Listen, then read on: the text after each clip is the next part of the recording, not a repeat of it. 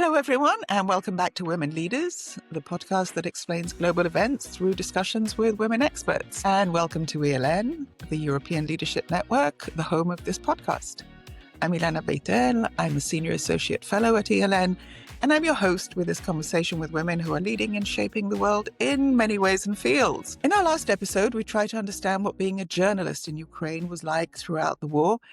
And though we try as much as possible to go around the world, recent international developments around Ukraine are such that they deemed our attention again. I speak, of course, of the startling and startlingly awful 28-point plan put forth by the US at the apparent instigation of Steve Witkoff, the US president's envoy to Ukraine and Russia. We cannot explain how bad this is, really, so we really need to talk to somebody who can, or to two women who can. Dr. Hanna Shelest is an expert in so many areas related to international affairs and cultural affairs, and Iryna Krasnoshtan is a political analyst who worked for many years also with the NATO office in Ukraine. Welcome to you both, and thank you for joining. Thank you for the invitation. Thank you for the invitation. Before we get to the awful plan and the potentially less awful plan that will come, Iryna, can you tell us a little bit about yourself? Yes, first of all, thank you very much for inviting, and thank you to everyone who is listening for the attention to this matter. I'm currently a program director in the civil society organization, which is called International Center for Ukrainian Victory. This is the civil society group that was created just as Russia started its full-scale invasion of Ukraine. It was the response to that. So we have been doing a lot of advocacy for Ukraine for this more than 3.5 years, starting from advocacy for specific weapons and equipment for Ukraine.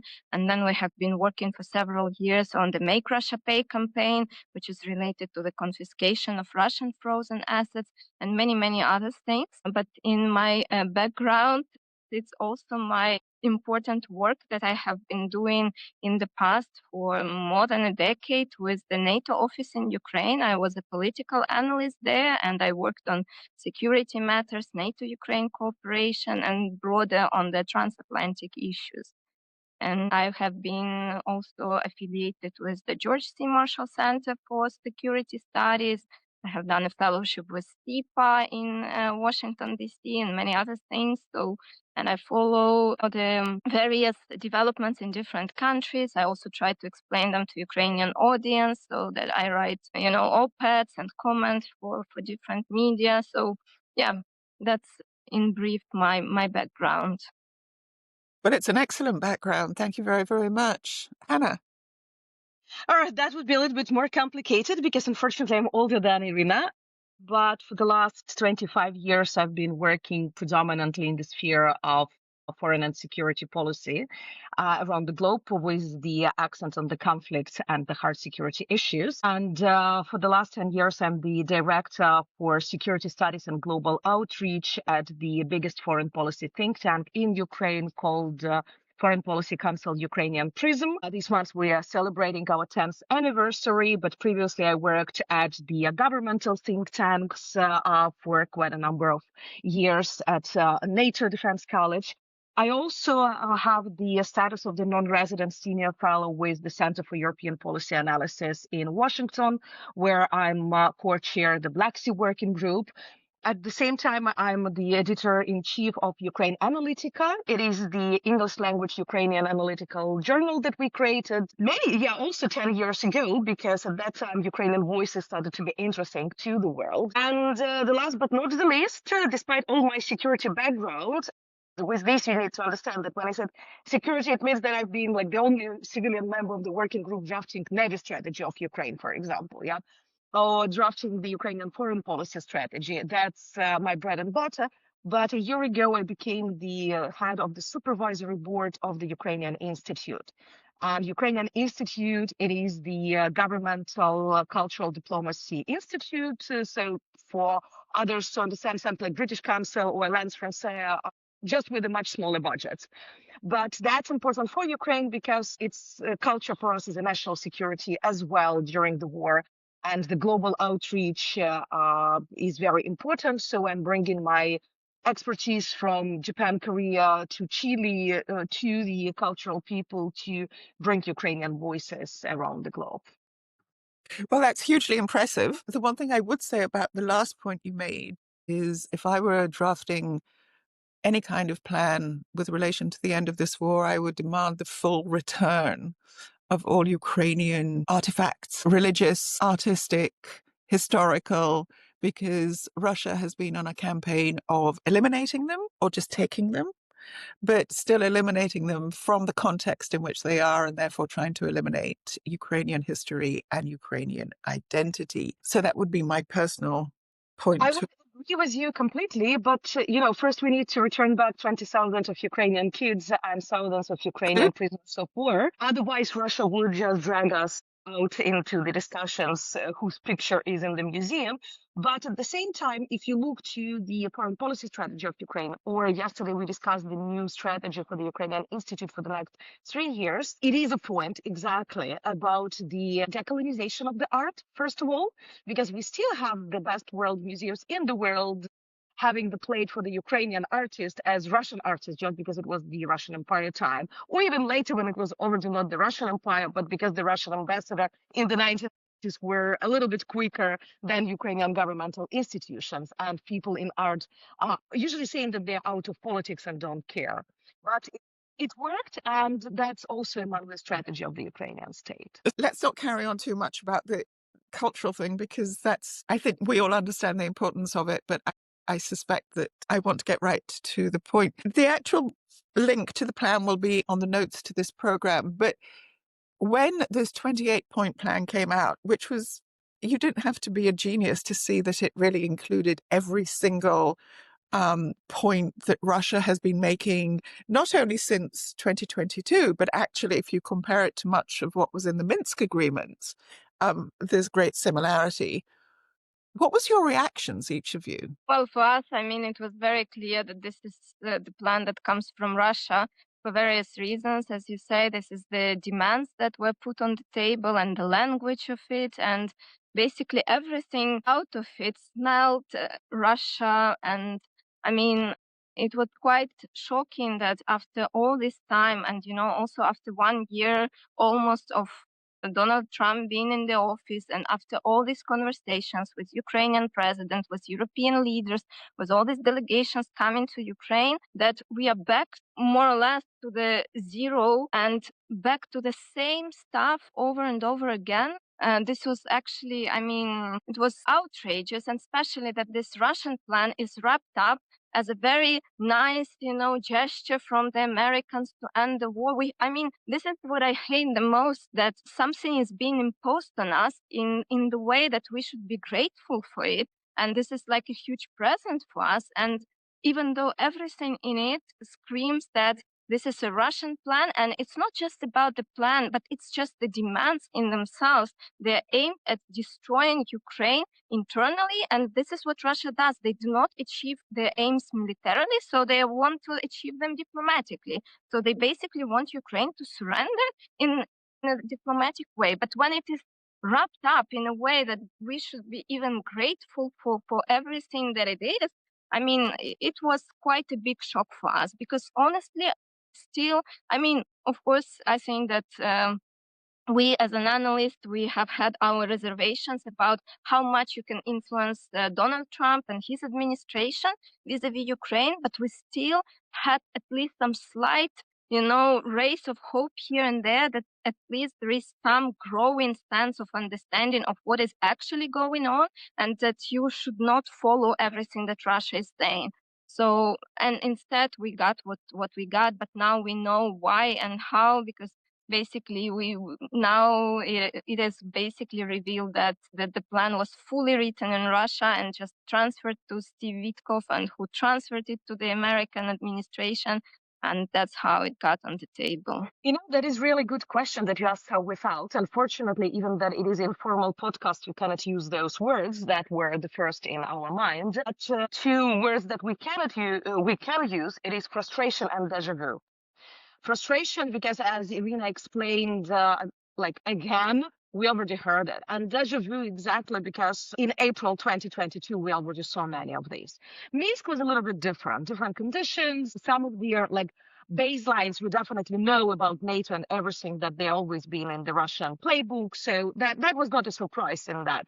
That's constant demand that they have and they will be till the very end because there are unfortunately some NATO countries who are helping them in promoting these narratives. But others like language, religious, and then you say, like, if you are speaking that this war started because of the NATO enlargement, why again you have questions about the Russian language use or about the Russian church operation in Ukraine in the ceasefire plan? So that is not even the final plan for the war where we are deciding about reparations or about the tribunal or about plenty of other things. It is just the initial plan, and you already put the rights for the Russian church. And for everybody, it's understandable that Russian church is nothing about religion. It is not about the religious rights. It is about the control of the money, of the premises, and even of the security, because we know about affiliation of the Russian church with the Russian security services. But then, after all these basic emotions, it came analysis of understanding why Russia included certain things. Its devil is really in details. And then as an analyst, it's very interesting to look to these plans because it also showed what are the real fears of the Russian Federation? What are the real needs of the Russian Federation? And previously, we knew for the last, let's say, 2 years, Russia is coming with the peace plans or ideas that they are ready for negotiations when the United States are announcing the new sanctions. Here again, just 2 days before the new sanctions, again, Lukoil should be put into force. Russia is coming with some ideas. So that all we need to read those sections about sanctions, how quickly Russia would like to get rid of them. The second is about Zaporizhia nuclear plant that they would like to control it still, because even after 11 years of occupation, they are not capable to guarantee energy and water supply for the occupied territories. So they took this infrastructure. Then this fund for reconstruction, again, how the money are divided, that shows that Russia doesn't have money, that US would like to have certain money. And then you go to the issues of weapons. That's extremely interesting for me because previously you haven't seen Russia demanding, except of shortening Ukrainian armed forces in April 2022. But 3 years, you haven't heard in the demands the shortening of Ukraine. And here, not just shortening personnel, but also about the long-range missile. Why? The reason is very simple. Previously, they knew that Ukraine totally depended on the long-range missiles from the US. So they were influencing the US, Washington, not to provide Ukraine with these weapons. Now Ukraine developed 2 Ukrainian missiles. We don't need any permission. And we demonstrated that they can be successful. Yeah, still not so many of them. We're just starting producing, but we already have them. And Europeans are helping us with this. So immediately you see in this peace plan the demands about for Ukraine not to have a long-range missiles because nobody can control Ukraine. And then many other points as well. It really demonstrates where the Russian fear is. And Americans, unfortunately, instead of utilizing this and pushing Russians in these weak places, they decided to push Ukrainians. And here I totally share Irina emotions that looks quite odd why demands should be only for Ukrainians when the situation was not that dramatic that we should just surrender. No, but then we also know that since, again, we're recording this on Thursday, Thanksgiving, we're very happy to share with our Americans, wish them a very nice Thanksgiving today. But I think that what has come out over the past few days has been, and again, it'll be in the notes, that Steve Witkoff had long conversation with his Russian counterparts. There's leaked conversations to the effect that basically he was telling the Russians how to approach Trump. And conversely, I think basically getting the piece of paper from the Russians to present to Trump. Whether it was leaked or not, or whether it was in whatever, we don't know. And I'm not sure it matters, to be absolutely honest, because the point isn't anymore about did this one leak that one or that one leak the other one. The point is, and I think this is very strong in Brussels and in Europe in general, which is nobody was consulted. Not the Europeans, not, of course, the Ukrainians. Ukraine is being treated like some kind of package that you can just, sort of decide what to do with. For me, one of the points that immediately stood out was, of course, the money. This is war profiteering by the Americans. Basically, I think Agathe Desmarais had a very good piece yesterday in the Foreign Policy. Agathe is a welcome guest on this podcast several times, in which he points out that effectively the Americans get a 300 billion signing bonus, as she put it, from this deal, the way it is now. That's war profiteering. What is it, do you think, that is driving the Americans other than money? I mean, you guys are the American pros. I listen to you. I listen to where you're affiliated with. I listen to who it is you've been working with. It's all America, America, America. The EU is paying salaries in the Ukraine. The EU is the one that's keeping Ukraine going. You haven't mentioned it once. This is all about the US. So what drives the US from your point of view? No, I mean, we mentioned it now because of this peace plan, but de facto, if you would ask the next question, like what to do in this case, you would hear exactly Europeans. Because the last year, at least it started earlier, but the last year it became public and more for the audience as well. Europe stands finally as a security actor. Europe finally stands as I'm not using European Union, only because Norway and United Kingdom played a significant role in this. But that's really important that despite the crisis or because of the crisis, Europe finally understood that they can do something, not only that they should do, as Americans asked them before, but that they really can do, that they can be agile, that they can find their place and voice during the crisis. And it's not just money, it's how you spend this money. It's also very important. It's not the salaries, but it is the Danish model, for example, of investing in the Ukrainian military industry, or the purple buying with European monies from the Americans. There are plenty of mechanisms here. And why it is important for Ukrainians? Because it's not only about Ukrainian security, it's also about European security. So they must speak about themselves. It's about their future, not only our future. And the second, because previously Washington said, like, oh, who cares about Brussels? You don't have money, you're not involved, so why you say about what should be the future of Russian-Ukrainian war? Now it is impossible to say this to the European capitals. They honestly can say, 40% we are paying, you are paying only 40%. In some things we are delivering more than you. We are not benefiting from this war. Your companies are benefiting from this war. And we have a voice because we really care about what is happening. And political will, that's what is important. Those visits of the European leaders to Washington, that was changing the dynamics of the conversation. That was really showing that Ukraine is not alone, that we are part of the European family, and that the final decisions are important for Italy, for UK, for France, for Germany in the equal way as it is important for Kiev. And that would honestly frustrated Russians much more than even the numbers of what being spent for Ukraine. But nonetheless, the Europeans aren't consulted. Sorry, Iryna, I'll come right back to you. The Europeans aren't consulted, and this is entirely cutting them out, other than for paying. You'll pay, and that's that. Iryna.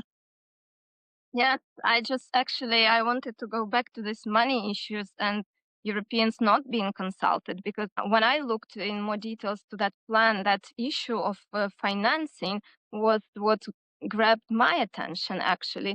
And it's really, for me, I found it really very strange. I mean, not only that Ukraine was not included in this process, but that there were a lot of commitments on the European side inside of this plan, but Europeans were completely out of these discussions themselves.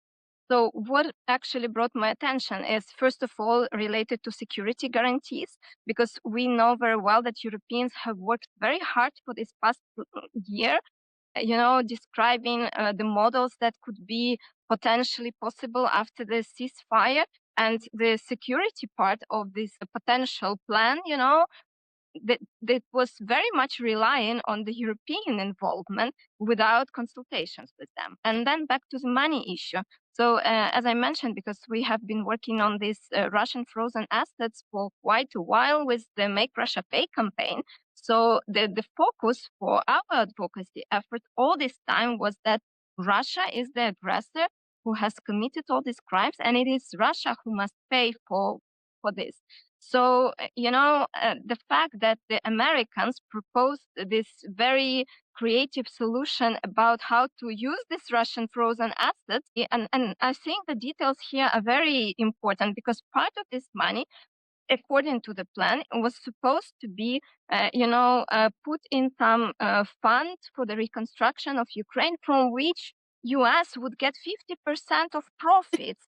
And Yes. again, nothing about Europeans. So Europeans should actually give this money to the Americans to guide this effort, and then even get the profit out of it. And another outrageous part of it was the second part of the money was supposed to go to the US Russian investment fund or something like that, which is completely, unacceptable on all sorts of levels, because basically this money was frozen for a reason, that Russia is an aggressor who has violated all possible, norms of international law, of everything, and that, then you are basically giving back this money to the aggressor, and giving part of this money back to the US.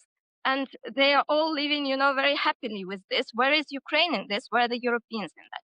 And this comes at a very strange and, alarming point, because we know that for many months in Brussels, there are conversation about this Russian frozen assets. There is this idea of the reparation loan going around. There are some difficulties.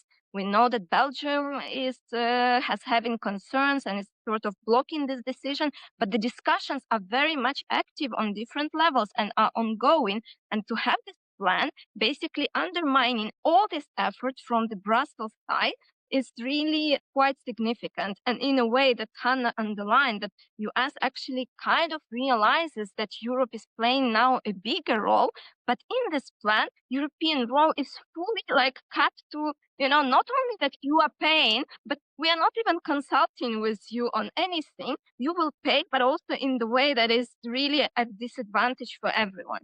And one more point that I wanted to actually underline out of this plan, and it is related also to this money issue and to everything, that the plan lacks one biggest point, and it's about accountability for Russia, because it basically says, let's forget everything, let's trade, let's do this, let's return Russia, let's, forget about sanctions and so on. And nothing was there is nothing about accountability for Russia. What about all the victims of the aggression and the compensations for them?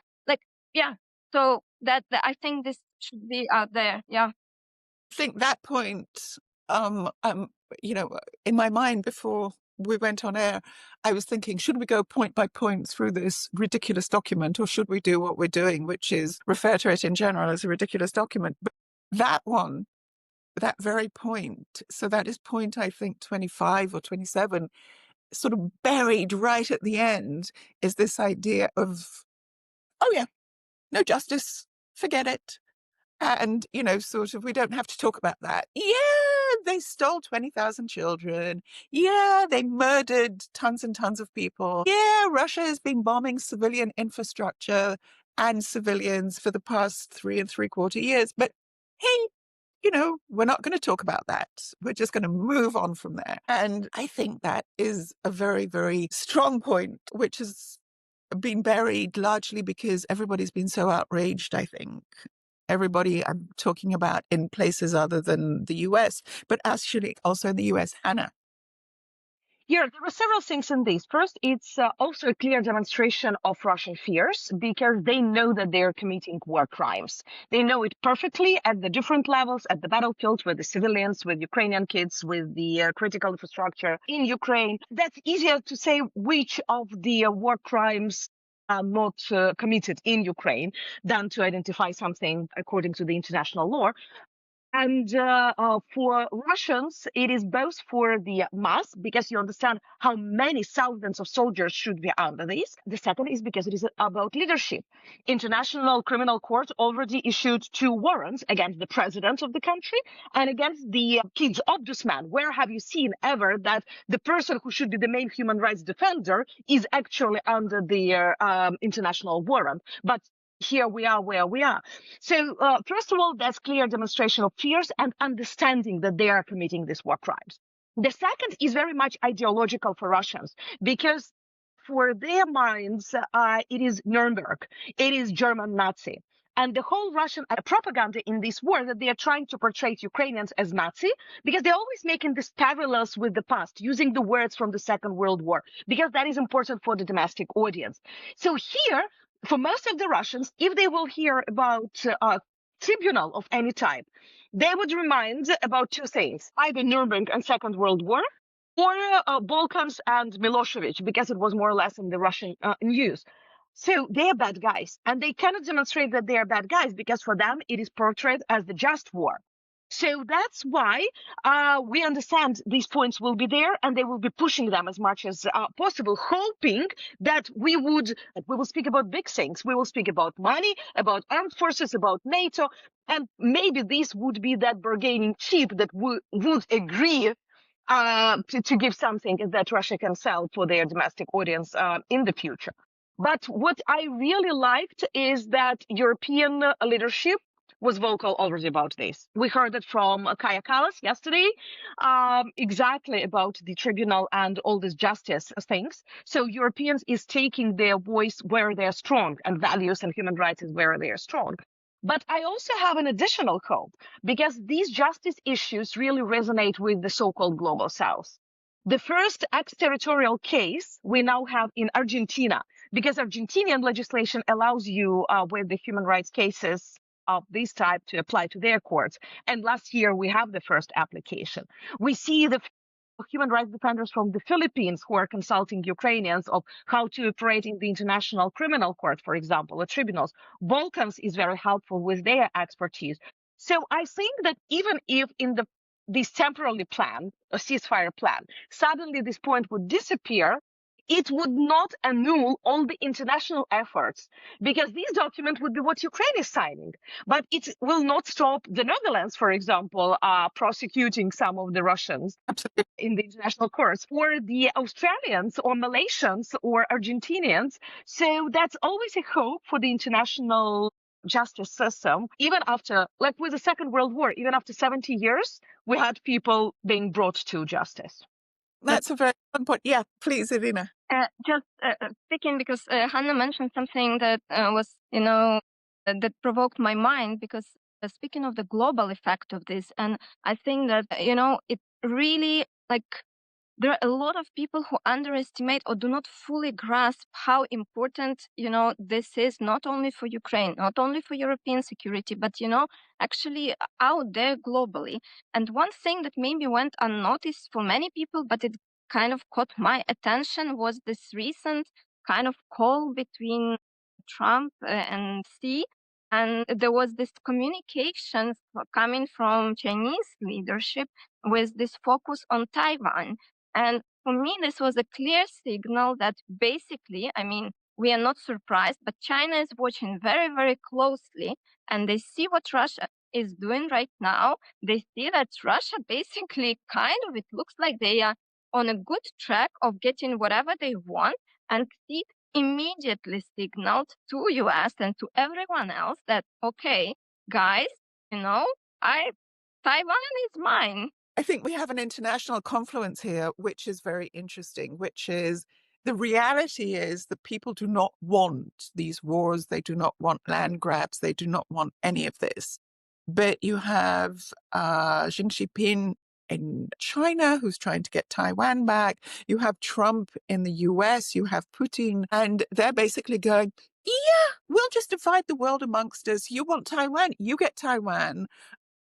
You want Ukraine, you get Ukraine, and we want, I don't know, Greenland and Canada. We'll get Greenland and Canada, and we won't disturb you, and you won't disturb us, and everybody will pay us. And I really think that this is only dawning on people now. And even though Trump has been very clear from the day he returned to office, I think that what we all underestimated was that, in fact, Trump 1 was a trial period. We have to see this as one continuum. The 4 years in which of the Biden administration, clearly a lot of people worked very hard on planning. Clearly a lot of people worked out what it was they were or weren't going to do. And the speed of events since the second Trump administration came to office, which is nearly a year now, is really quite startling. And we still haven't caught our breath and understood this isn't accidental. This is planned. And the only thing we can do is start pushing back much more coherently, is my take on it. But let's move into Ukraine, because we really can't have this discussion without also talking about timing. And clearly, timing had a lot to do with the corruption scandal that broke in Ukraine about 4 days before this plan drops. What is the situation within Ukraine now? Because people have stopped talking about the corruption scandal because they're so focused on the 28-point plan. And Yermak, the chief of staff of President Zelensky, is the one heading up the talks. Is everything forgotten? I can't believe that. Absolutely not. Ukrainian news are full of additional news because it is more and more information coming. This corruption scandal is not just one person. It is the big scheme, a lot of people involved. So if you go to the Ukrainian media, it's all there and more investigations coming, and Ukrainian society would definitely not forget it. That can be quite a long-term consequences about this. And the reason is that you saw just a few months ago, Ukrainians went to the demonstrations because of the possible changes to the anti-corruption law. So for Ukrainians, the question of corruption is important despite the war, and it is one of the few issues that we are not going for the compromise. That's important.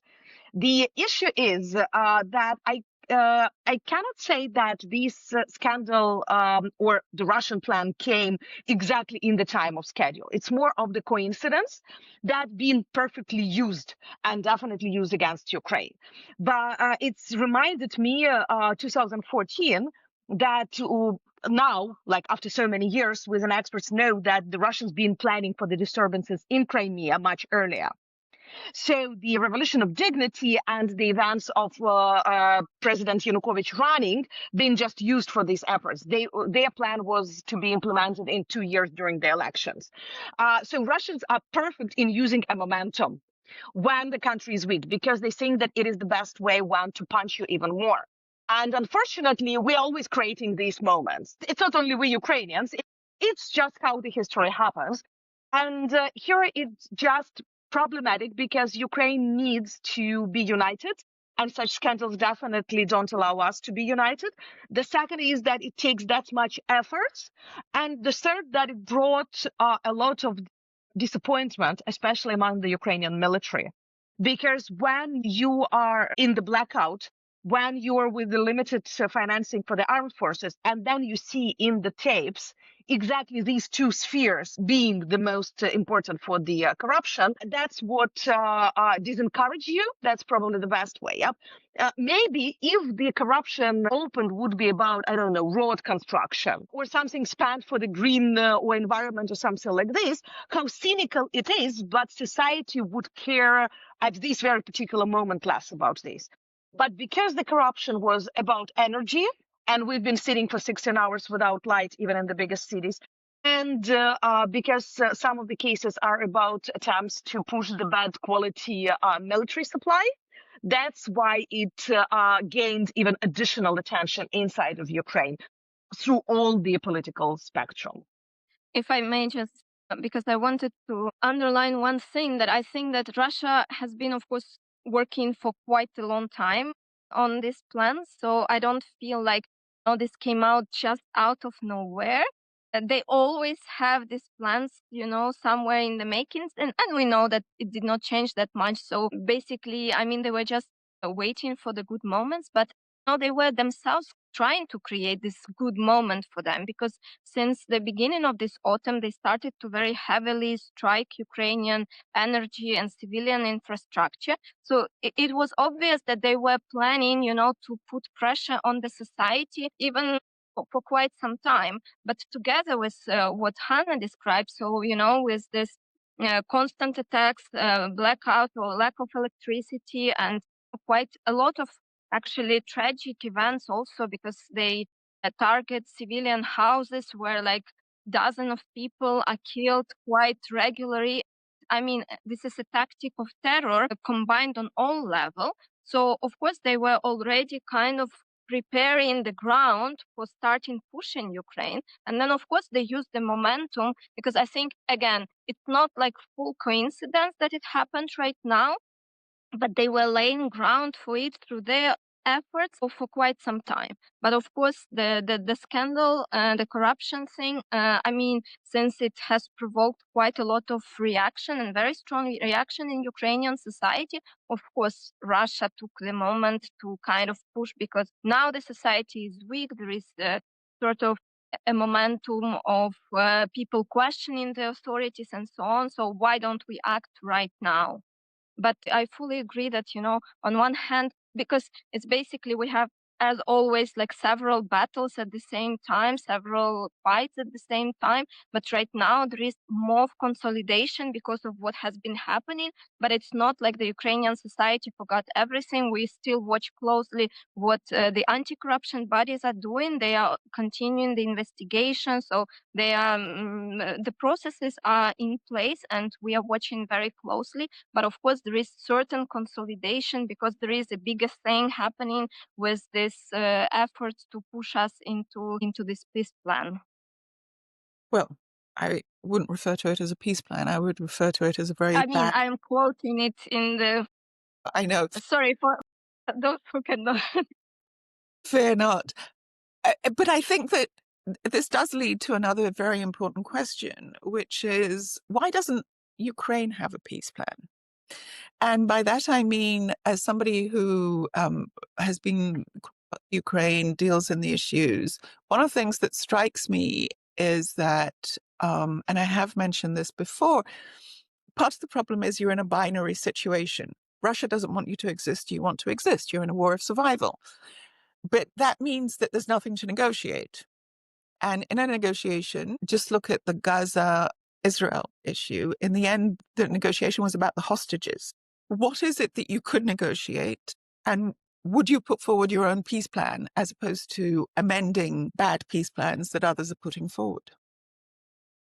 There are several reasons probably for this.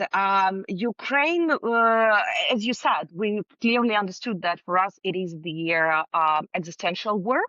And now, even in the official documents, we started to use the word war of independence.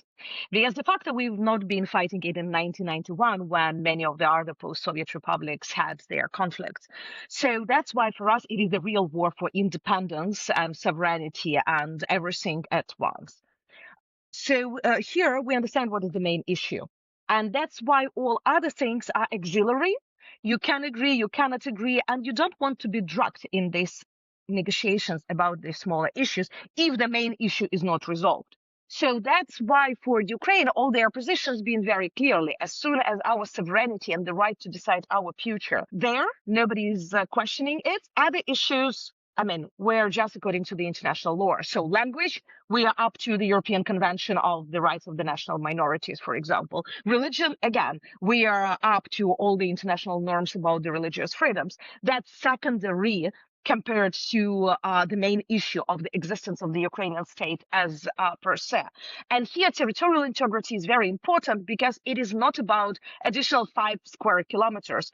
It is about Ukrainian people at this territory who are under oppression, whose identity is just genocide as for now. But at the same time, Ukraine had the so-called peace formula. We can discuss, can it be named a peace plan or something like this, from theoretical point of view, from analytical point of view. But what was really important about peace formula?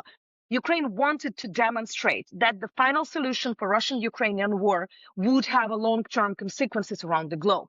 That what Russia violated, what issues Russian aggression raised, they would be important equally for many countries around the globe. That's why we need to discuss not purely the opening of Odessa port, for example, or the future of the Zaporizhzhia nuclear station. We need to speak about nuclear security in terms of the use of the civilian infrastructure, of terrorizing the nuclear power plants and use them as the blackmailing during the war. We need to speak about food security, because it's not about Ukraine being able to sell additional tons. It is about those social economic crises that absence of the Ukrainian grains brought to the Middle East, to Asian countries. Then tribunal, then kids, then everything. It's not just about Ukrainian kids. It's what can be used in other conflicts, and we know we're already been using, because how good guys are learning from each other, Like now you're using the drones, you're thinking about protection of critical cyber infrastructure. Bad guys are learning the same. The Chinese Navy scenarios around Taiwan is the copy paste of the Russian Navy drills in the Black Sea in 2021. The closing of the straits in Kerch can be easily used in Malacca Strait or in the relations with the Philippines, if you look now. So that's why from Ukraine, you don't see a peace plan as purely about Ukraine, but it is much more about the global consequences.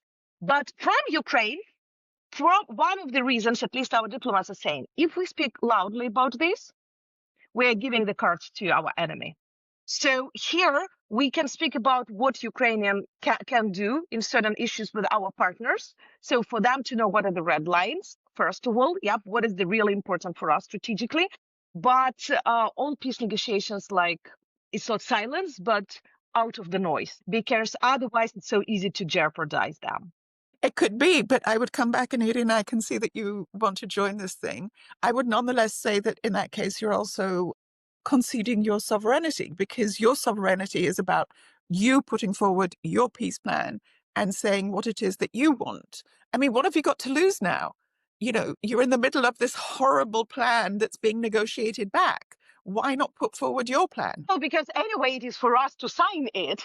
And as the person who defended PhD in the mediation of military conflicts, I would say you that you can present 100 plans, but it is still up to the conflicting parties to sign it.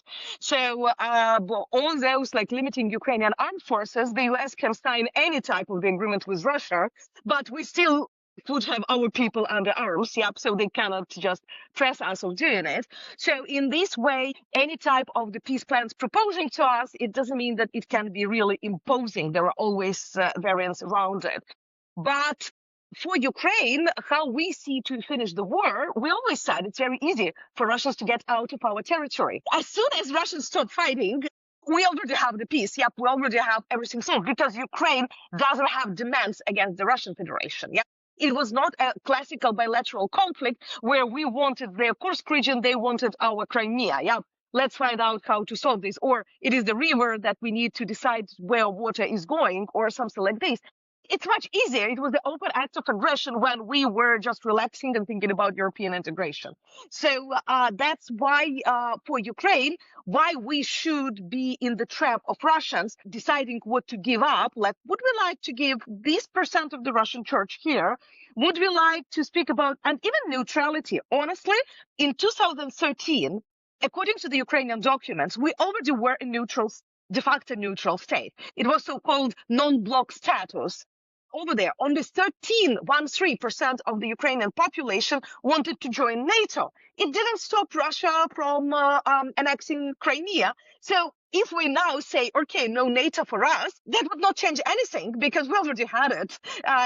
It didn't prevent Russians. Why to commit again to the same things? Iryna, because we're moving rapidly towards the end of this program. Yes. So just few things to add on this, that actually, yes, I believe that we have been actually putting quite a lot of ideas on the table as well as Ukraine, and also as Ukrainian civil society, because I think back in 2023 we have issued with number of organizations the document which was called like Sustainable Peace Manifesto, where we actually underlined some of these like steps and important points towards the sustainable peace, and then again with the focus on accountability, for Russia. But the problem in all of this is that the last year, Russia is basically setting this agenda, and the Americans are pushing this agenda forward, and these conversations that are then quite undermined by everything else that is going on. And I feel that this is happening right now too. Basically, Russia took over with this plan. They dragged us, and they've been doing. We've been dragged into all of these processes for quite some time by now, where Russia is setting the tone, the agenda, and so on. The Americans are pushing this through, and then we and Europeans are just trying to kind of like intervene in this and try to adjust on the way. So I agree that it's like quite dangerous, but we have put a lot of ideas and thoughts already, and I think the European partners a lot of them have been also quite vocal about what they want and what is their vision. So it's just that, we realized that for quite some time it was not listened to what we want. And again, what Hanna mentioned at the end, it is up to Ukraine to decide whether what we want and how we want to achieve it. It's not, I was also like coming back to the plan, it's US and Russian plan, but basically, is US in war with Russia and they want to agree on something? Because it's very strange that, we agreed on a peace plan. Yes, but actually Russia invaded Ukraine in this and not the Americans. But since we are closely moving to the end, I just wanted to say that one very important factor that is completely kind of forgotten in all of this, that basically it is Russia that needs to be pressured in this situation.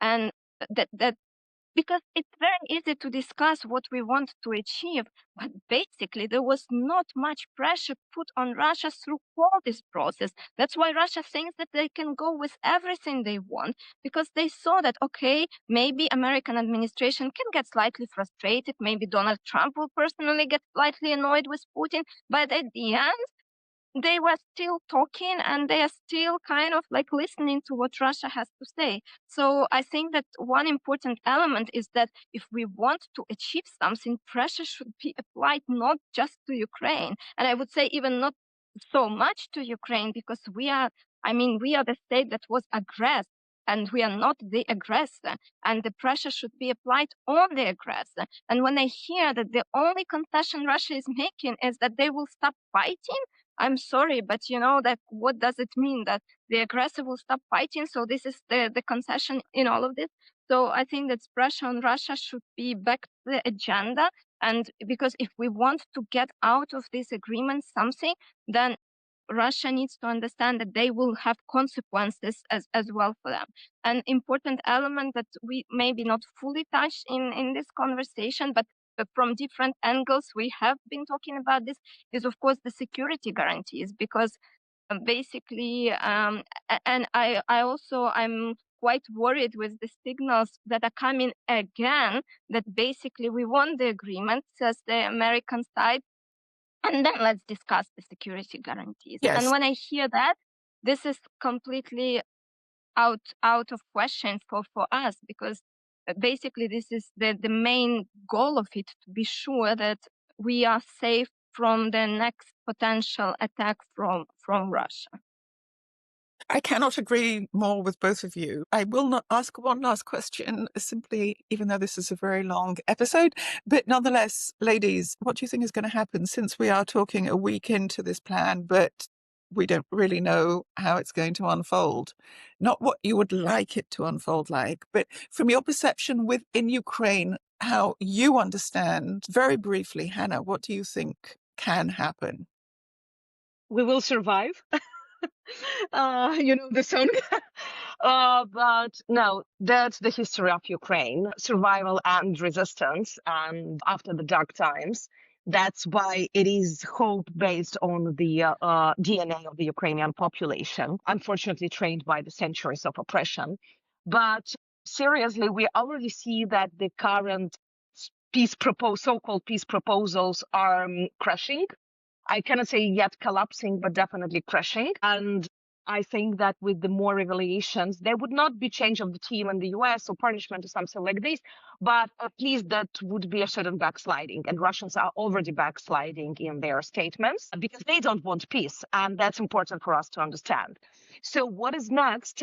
It would be really important to see if we continue the unity and if the Europeans will help us to keep strong for some time, because now time is on our side as well. Yes, Russians intensified the shellings, and that's what we unfortunately expect more. But at the same time, we see that Russian economy is collapsing, that it is more pressure inside.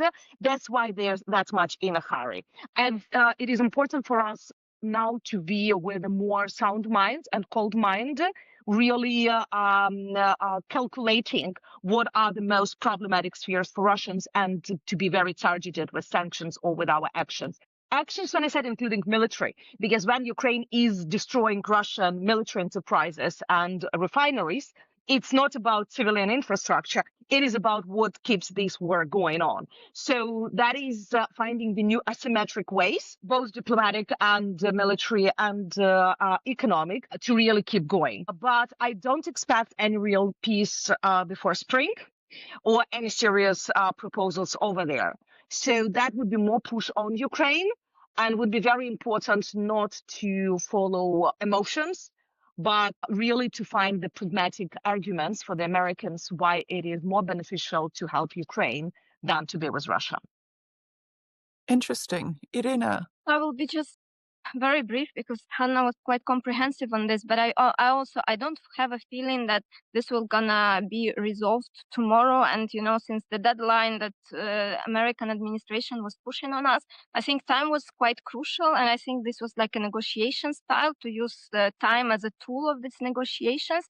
And it was very dangerous for us because there was a moment in which everything felt very overwhelming, and we were pressured from all possible sides. But I think that right now, there also with Europeans coming in, and these discussions have sort of trying to slow down this rhythm, because I think that every single detail is very important for Ukraine, and we cannot rush this through just because the American administration wants it. I understand they want just to sort of close this chapter and move on. But for us, this is like a very important, like it's essential for our, future as a nation. So we cannot just like go very fast through all of this. So every detail matters, and we are happy that there is support from the European partners. But I also feel that we are still in the beginning of these very difficult conversations, because now I think there would be like a lot of back and forth going. But I also, without one crucial element that I mentioned, and Hanna has underlined it, without pressure on Russia, we will not be able to see the agreement which would be more just and sustainable, because otherwise it's just Ukraine being pushed through something which is unacceptable. So there should be more pressure on Russia. Finally see the sanctions working. There are some other instruments also in the hands of the Americans, and we didn't speak a lot of that, but we can see that there are even some Republicans who are opposed to what is happening, and there are of course some Democrats who are opposed. So there are like different opinions also in the American administration and also in the broader political spectrum. So I hope that they would use their instruments, that Europeans would come up with additional instruments of support for Ukraine, and that we would be able to really apply more pressure on Russia so that Russia actually does some concession in that, and that we do not reward, the aggressor at the end of the day. Amen is all I can say to that. Ladies, this has been a really, really important conversation, and thank you so, so much. That's a wrap on this episode of Women Leaders. We really want to thank again Hanna Shelest and Iryna Krasnoshtan. Keep listening to our conversations and support us with a subscription on your podcast platform. Leave us a 5-star on Apple Podcasts and Spotify, and of course, add to the conversation with your comments. In addition, help support our podcast and spread the happy word of this episode to friends, colleagues, enemies, family, and anyone you think would like it. We're on all media, so reach out on Instagram as @women_leaders_podcast, and on ELN, Twitter, Facebook, and LinkedIn. All information and links mentioned in the episode can be found in the notes. I'm Milana Beitel, together with my friend and producer Florence Ferrando, and we'll be back very soon with another great conversation.